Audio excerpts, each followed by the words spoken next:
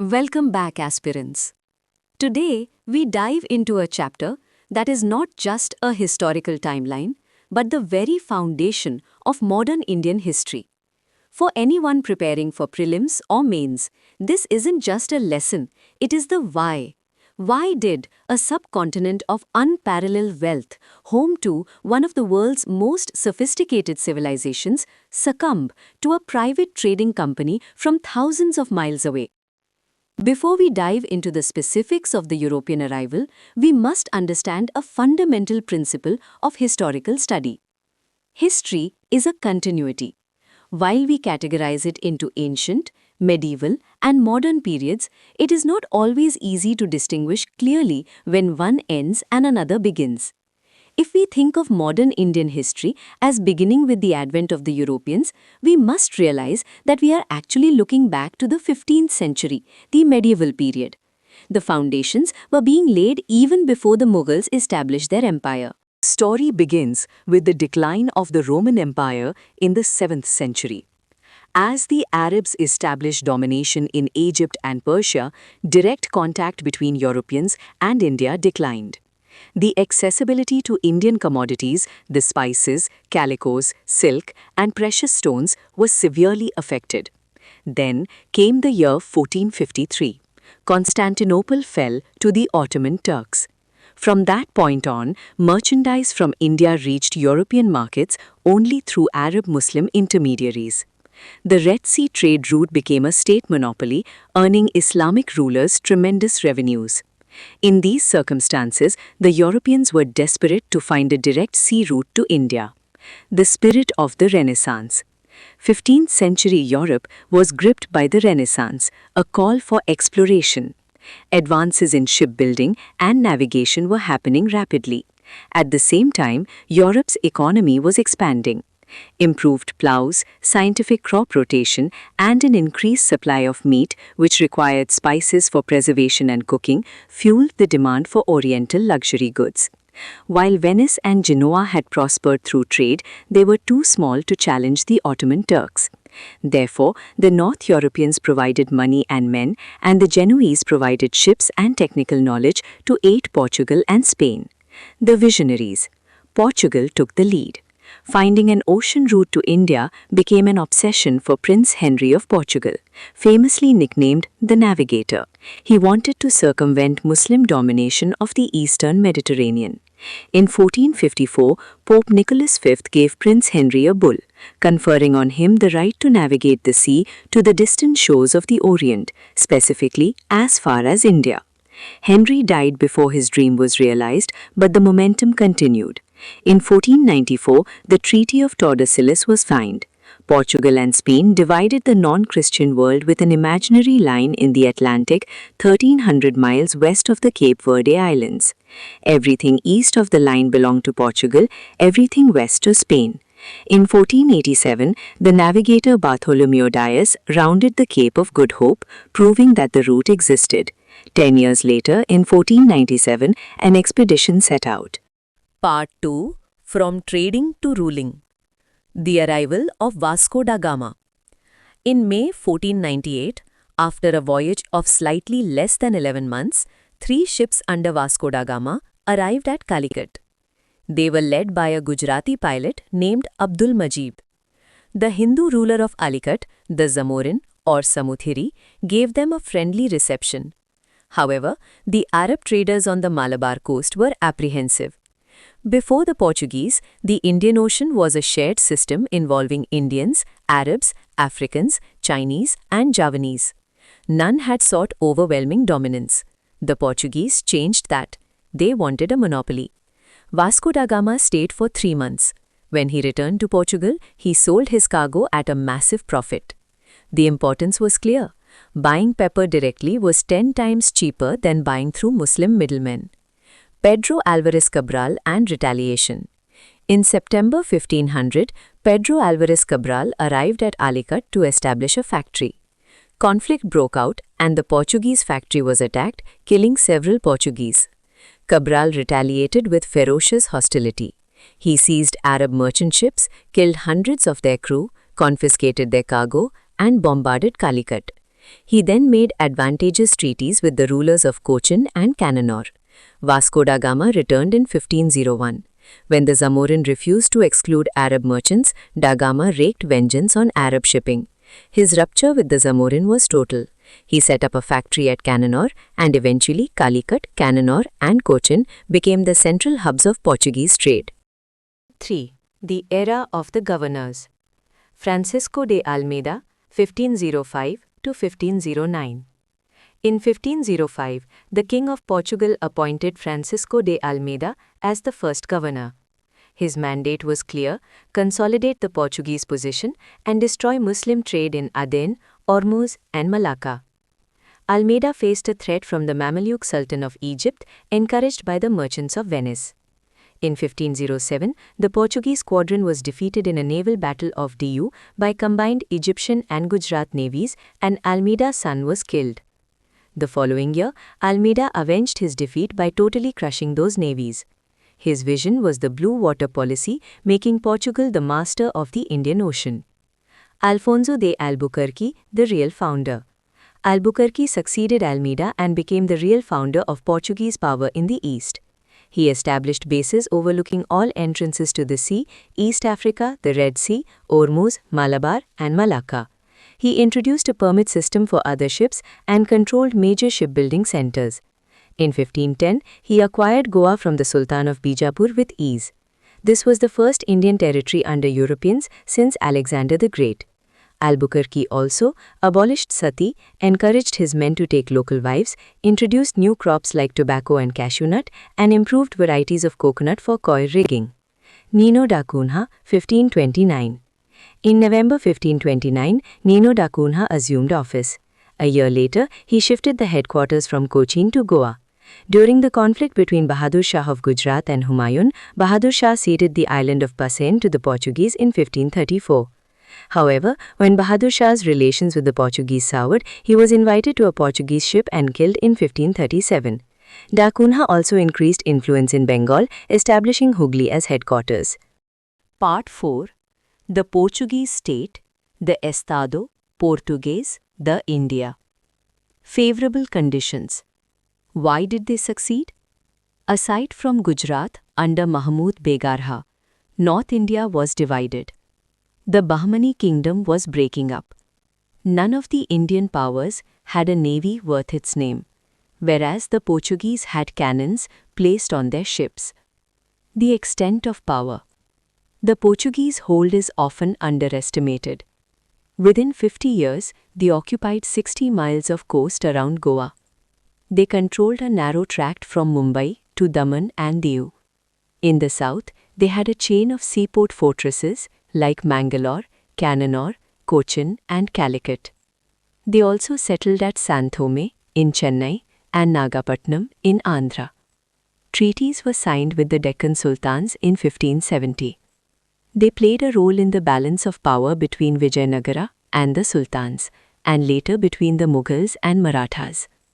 Notably, the Portuguese were the first Europeans to come to India and the last to leave in 1961. Part 5. Administration and Religion. The administrative structure. The head was the viceroy, serving for 3 years, assisted by a secretary and a council. Next was the Vedor da Fazenda, responsible for revenues, cargoes, and the fleet. Fortresses were under captains, assisted by factors. Religious policy. The Portuguese brought a zeal to promote Christianity and persecute Muslims, the Moors. While initially tolerant of Hindus, the introduction of the Inquisition in Goa led to their persecution as well. Despite this, the Jesuits made an impression at Akbar's court. In September 1579, Akbar requested learned priests.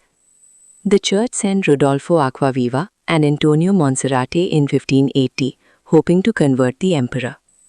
They left in 1583. Further missions in 1590 and 1595, led by Jerome Xavier and Emmanuel Quinero, also failed to convert him. Under Jahangir, there was initial neglect, but favor was renewed in 1606.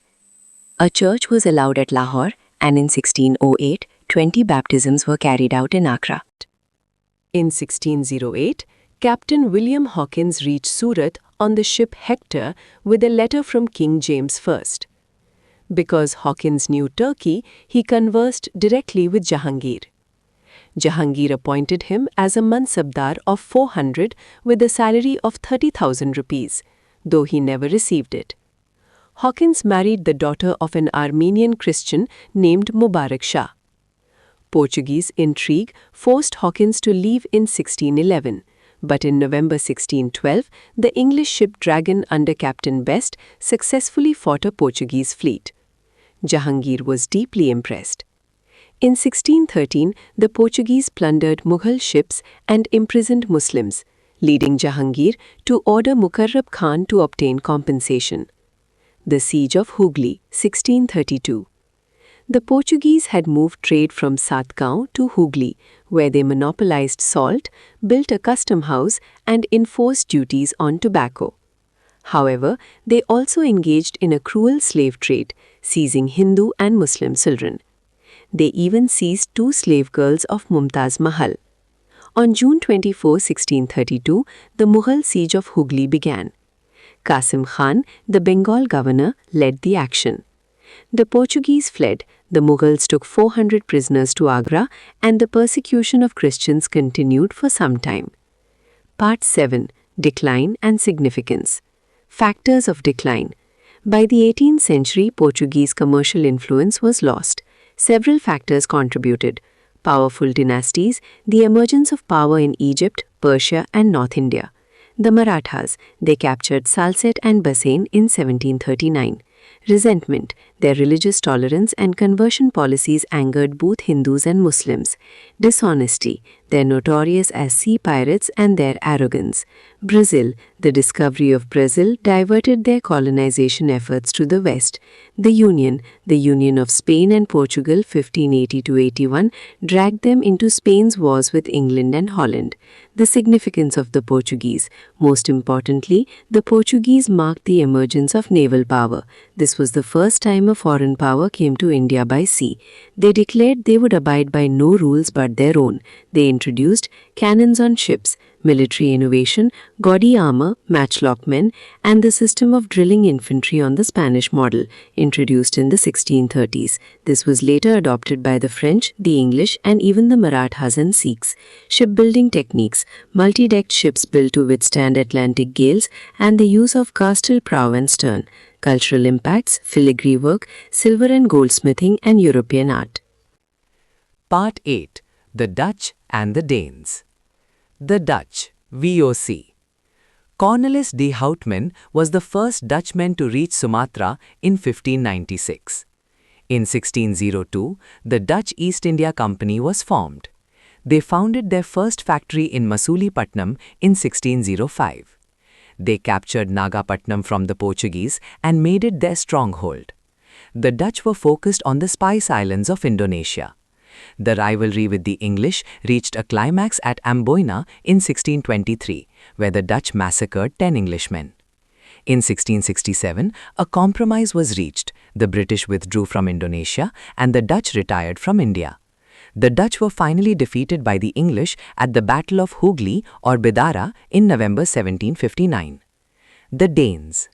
The Danish East India Company was established in 1616. In 1620, they founded a factory at Tranquebar. Their principal settlement was at Serampore. They were never commercially important and sold their factories to the British in 1845. They are best known for their missionary activities. The rise of the English, from merchants to masters. The story begins in the late 16th century. Francis Drake's voyage around the world in 1580 and the English victory over the Spanish Armada in 1588 generated a new sense of enterprise in the British. It encouraged sailors to venture east. As knowledge grew of the high profits the Portuguese were earning, English traders wanted their share. In 1599, a group of merchants calling themselves the Merchant Adventurers formed a company. On December 31, 1600, Queen Elizabeth I issued a charter granting exclusive trading rights to the Governor and Company of Merchants of London trading into the East Indies. Initially, a monopoly of 15 years was granted, but in May 1609, this was extended indefinitely by a fresh charter. Since the Dutch were already concentrating on the East Indies, the English turned their attention to India in search of textiles and other commodities. In April 1609, Captain Hawkins arrived at the court of Jahangir. However, the mission to establish a factory at Surat failed due to Portuguese opposition. Hawkins left Agra in November 1611. By this time, the English had already started trading at Masulipatam on the southeastern coast. In 1612, a decisive event occurred. Captain Thomas Best defeated the Portuguese at sea off Surat. An impressed Jahangir granted permission in early 1613 for the English to establish their first factory at Surat under Thomas Aldworth. In 1615, Sir Thomas Roe arrived as an accredited ambassador of King James I. He stayed until 1619. While he couldn't conclude a formal commercial treaty, he secured privileges to set up factories at Agra, Ahmedabad, and Broach. The turning tide. Progress was not always smooth, as the English had to contend with the Portuguese and the Dutch. However, a changing situation worked in their favor. In 1662, Bombay was gifted to King Charles II by the King of Portugal as dowry for his marriage to Princess Catherine. In 1668, Charles II handed Bombay over to the company for an annual payment of just £10. By 1687, Bombay became the headquarters of the Western Presidency, replacing Surat. Peace was established with their rivals. There was now tacit peace with the Portuguese, and an Anglo-Dutch compromise meant the Dutch would not interfere in India. The company's position in the south improved further. In 1632, the Golden Farman from the Sultan of Golconda allowed them to trade freely in Golconda ports for 500 pagodas a year. In 1639, Francis Day received permission from the ruler of Chandragiri to build a fortified factory at Madras, which became Fort St. George. This replaced Masulipatam as the headquarters in South India. Factories were soon extended to the east at Hariharpur in the Mahanadi Delta and Balasore in 1633. The foothold in Bengal. Bengal was a large, rich province and an important part of the Mughal Empire. In 1651, Shah Shuja, the Subadar of Bengal, allowed the English to trade in exchange for an annual payment of 3,000 rupees in lieu of all duties. Factories started at Hooghly, Qasim Bazar, Patna, and Rajmahal. However, local customs officers often obstructed trade by asking for tolls. The company decided they needed a fortified settlement so that force could be used if necessary. In August 1682, William Hedges appealed to the Mughal governor Shaista Khan. When this failed, hostilities broke out. In October 1686, the Mughals sacked Foghly. The English retaliated by capturing imperial forts at Thana, raiding Hijli, and storming fortifications at Balasore.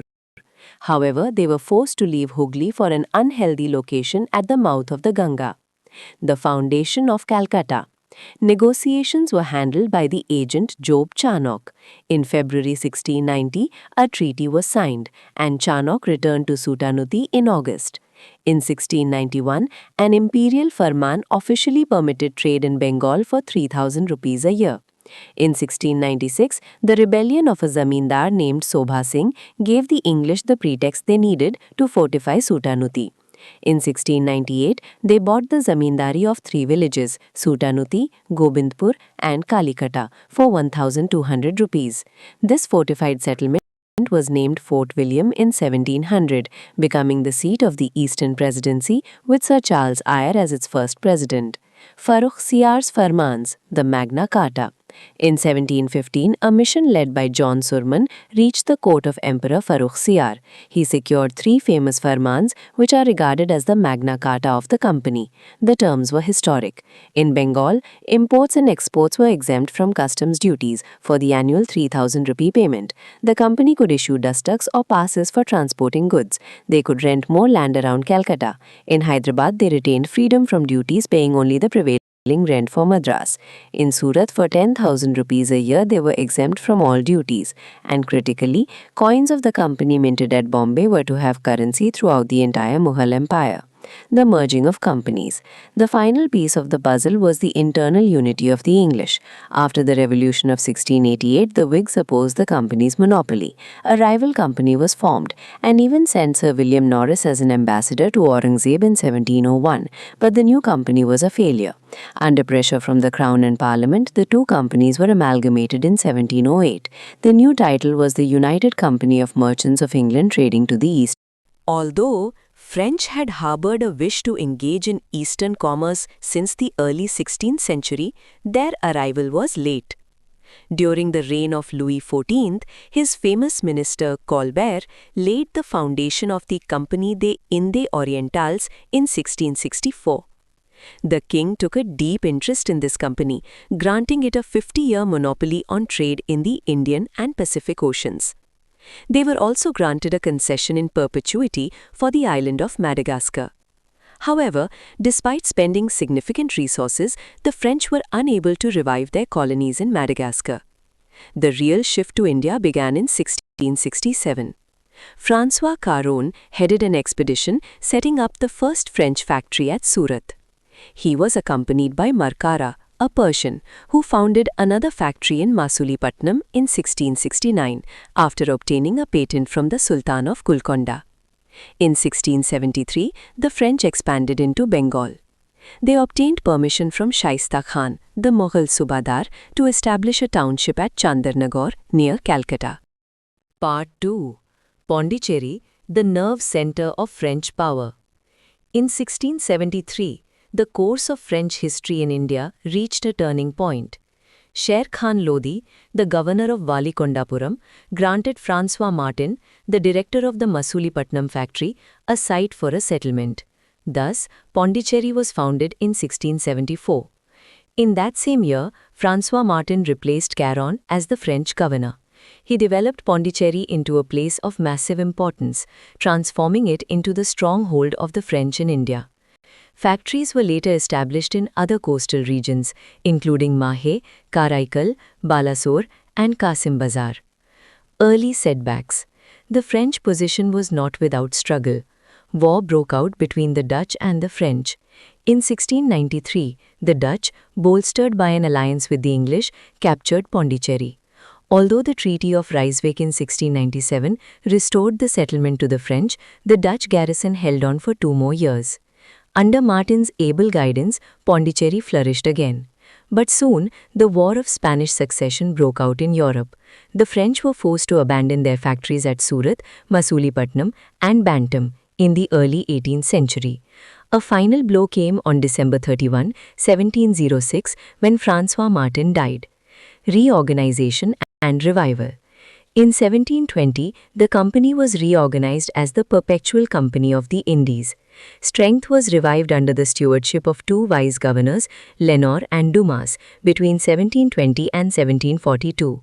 During this time, French India was further backed by the French possessions of Mauritius and Reunion in the southern Indian Ocean. Part 3. The Anglo-French Struggle. The Carnatic Wars. Though both powers came for trade, they were inevitably drawn into Indian politics. The rivalry reflected the traditional history of England and France. In India, 3 Carnatic Wars decided once and for all that the English, and not the French, would become the masters of India. The First Carnatic War, 1740–1748. The background was the Austrian War of Succession. The English navy under Barnet seized French ships to provoke France. France retaliated in 1746, seizing Madras with the help of a fleet from Mauritius led by Admiral La Bourdonnais. The war ended in 1748 with the Treaty of Aix-la-Chapelle. Madras was handed back to the English, and in return, the French received territories in North America. The war is remembered for the Battle of Saint Thome, where a small French army under Captain Paradise defeated the large army of Anwaruddin, the Nawab of Carnatic. This was an eye-opener, proving that a small disciplined army could easily defeat a much larger Indian force. The Second Carnatic War, 1749–54. This war was triggered by local dynastic disputes following the death of Nizam-ul-Mulk in 1748. In Hyderabad, the French supported Muzaffar Jung, while the English supported Nasir Jung.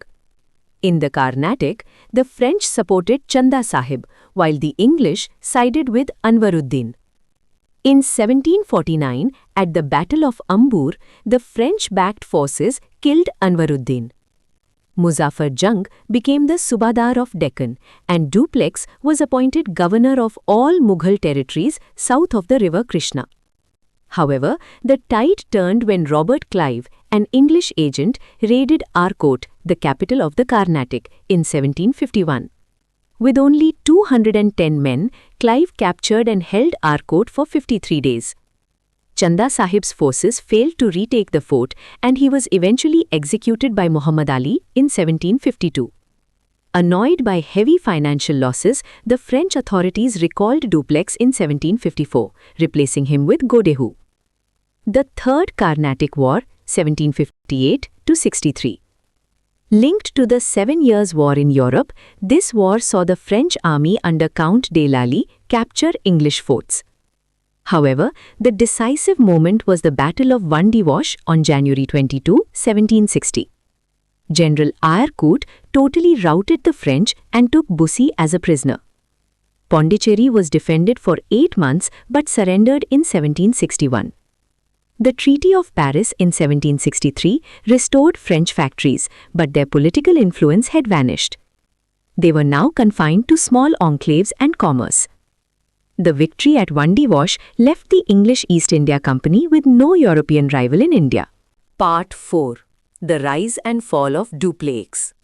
Joseph Francis Dupleix, born in 1697, was a master of diplomacy and administration. Appointed Governor-General of Pondicherry in 1741, he inherited a colony facing famine, Maratha invasion, and chaotic conditions. Dupleix as an administrator. Despite pressure from his directors to cut expenditure, Dupleix made Pondicherry a commercial emporium. He reduced public expenditure and cut officer salaries, but he disobeyed orders to stop fortifications. He enhanced the defenses of Pondicherry, even spending his personal wealth to do so. Dupleix as a diplomat. Dupleix was the first European to intervene in the internal politics of Indian rulers. He was the originator of the subsidiary alliance practice, placing a French army at Hyderabad at the expense of the Subadar. He famously used the Nawab of Carnatic to protect French interests, only to defeat that same Nawab at Saint-Thome in 1746. He also convinced Admiral La Bourdonnais to break promises made to the English, arguing that such promises were not binding if they didn't suit the nation. Why he failed? Despite his brilliance, Dupleix was recalled in 1754. Historians point to several weaknesses. Sanguine temperament. He hoped too often for too long, losing the advantage in critical moments. Autocratic behavior. His peers disliked his arrogance and frequently quarreled with him. Lack of field action. Dupleix was a planner, but not a man of action. Unlike Clive or Lawrence, he never led an army in the battlefield. Because he directed from afar, his commanders often failed to turn his complex schemes into reality, such as the failed capture of Trichinopoli. Summary of the French presence. To summarize the key takeaways from this chapter. Foundation. Colbert founded the French company in 1664, but they were the last Europeans to arrive. Strategic hubs. Pondicherry, founded in 1674 by François Martin, became the nerve center. Conflict. The 3 Carnatic Wars decided the fate of India, culminating in the decisive Battle of Vandewash in 1760. Legacy of Dupleix. He pioneered subsidiary alliances and political intervention, but his lack of field leadership and autocratic style contributed to the French failure. The result: the French were reduced to commerce-only enclaves, clearing the path for total British sway over India.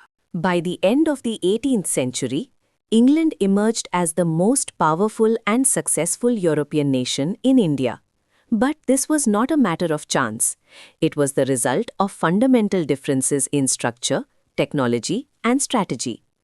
Let us break down the specific reasons why the English succeeded where the French, the Portuguese, and the Dutch failed. Part 1. The nature of the trading companies. The first and perhaps most vital factor was the structure of the companies. The English East India Company was a private enterprise. This created a sense of enthusiasm and self-confidence among its people.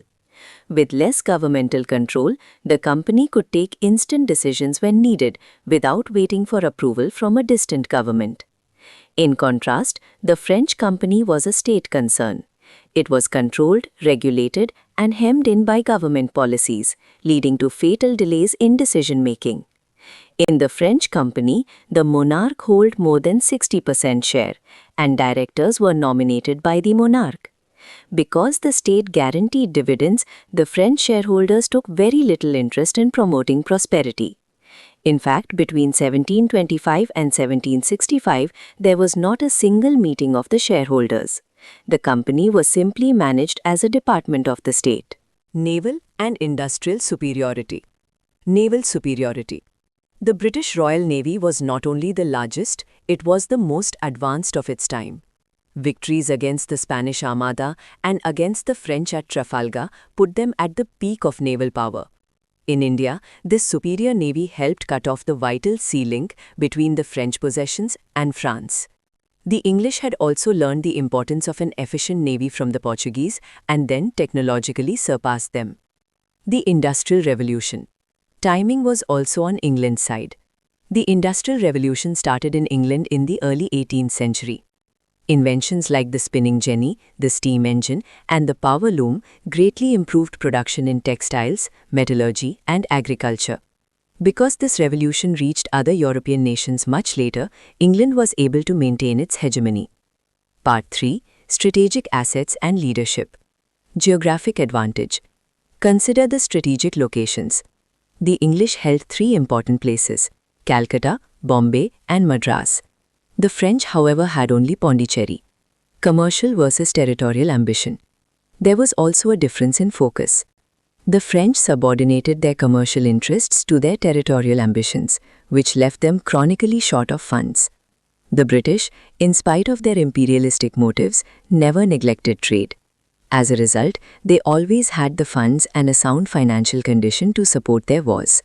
Superior leadership. Then there was the factor of human genius. The British camp featured a long list of superior commanders: Sir Eyre Coote, Major Stringer Lawrence, and Robert Clive. On the French side, there was essentially only Dupleix. Political stability and religious policy. A stable government. With the exception of the Glorious Revolution of 1688, Britain witnessed stable government with efficient monarchs. Contrast this with France, which faced the violent revolution of 1789 and the Napoleonic Wars. Napoleon's defeat in 1815 significantly weakened France's position. Similarly, the Dutch and Spain were weakened by the 80 Years' War in the 17th century. The Dutch East India Company was eventually affected by bankruptcy in 1800, forcing them to sell their possessions to Britain and quit Asia. Lesser zeal for religion. Britain was also less zealous about spreading Christianity compared to the Spanish, Portuguese, or the Dutch. Because they were less interested in religious conversion, their rule was far more acceptable to the local subjects than that of other colonial powers. Part 5. The Financial Masterstroke, the Debt Market. Perhaps the most innovative reason for British success was their use of the debt market. Britain used debt to fund its wars. The world's first central bank, the Bank of England, was established to sell government debt to money markets. It promised a decent return based on the expectation of Britain defeating its rivals. This enabled Britain to spend much more on its military than any of its competitors. France could not match this expenditure. Between 1694 and 1812, under monarchs, revolutionary governments, and Napoleon, France simply went bankrupt because its ways of raising money were outdated. Final summary. To conclude, the English success in India was built on these core pillars: private enterprise, giving them speed and self-confidence; economic balance, never letting territorial ambition ruin their commercial funds; technological edge, being the first to undergo the Industrial Revolution and mastering the Royal Navy; Financial innovation, using the Bank of England and the debt market to outspend their rivals. Political pragmatism, maintaining a stable government at home and a less intrusive religious policy in India. This combination made the British not just a trading company, but an unstoppable financial and military machine. This completes our extensive analysis of Chapter 3, The Advent of Europeans in India. We have traced the journey from the first Portuguese ships at Calicut to the decisive British victory at Vandivash.